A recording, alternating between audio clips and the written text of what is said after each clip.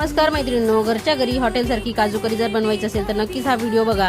आणि डिटेलमध्ये जर तुम्हाला व्हिडिओ पाहायचा असेल तर मी लॉंग व्हिडिओ अपलोड केलेला आहे, तो देखील तुम्ही नक्की जाऊन बघा। आणि जर चॅनलवर नवीन असाल तर चॅनलला सबस्क्राइब करा, व्हिडिओ लाईक नक्की करा आणि इतरांना हा व्हिडिओ शेअर देखील करा। तर सुरुवातीलाच मी काजू आणि कांदा छान गरम पाण्यामध्ये उकळून घेणार आहे त्याची पेस्ट करण्यासाठी। नंतर इथे एक शिमला मिरची आणि 2 मोठे टोमॅटो यांची प्युरी करून घेणार आहे।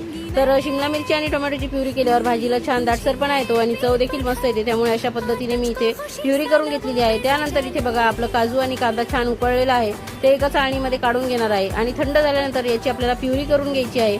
तर याची प्युरी देखील भाजीला एकदम छान क्रीमी टेक्स्चर देते आणि रिच अशी टेस्ट येते आपल्या भाजीला। जशी आपण हॉटेलमधूनच ऑर्डर केली आहे अशी तुम्हाला खाताना वाटेल। तर इथे मस्त याची पेस्ट करून घ्यायची आहे। तर एकदम साध्या सोप्या साहित्यामध्ये, कमी साहित्यामध्ये झटपट होणारी अशी ही काजू करी मी तुम्हाला बनवून दाखवणार आहे। तुमच्याकडे काही पार्टी असेल, पाहुणे येणार असतील किंवा कोणाला तुम्ही खास बोलवलेला असेल, बर्थडे पार्टी असेल तर तुम्ही अशा पद्धतीने छान काजू करी तयार करू शकतात घरच्या घरी।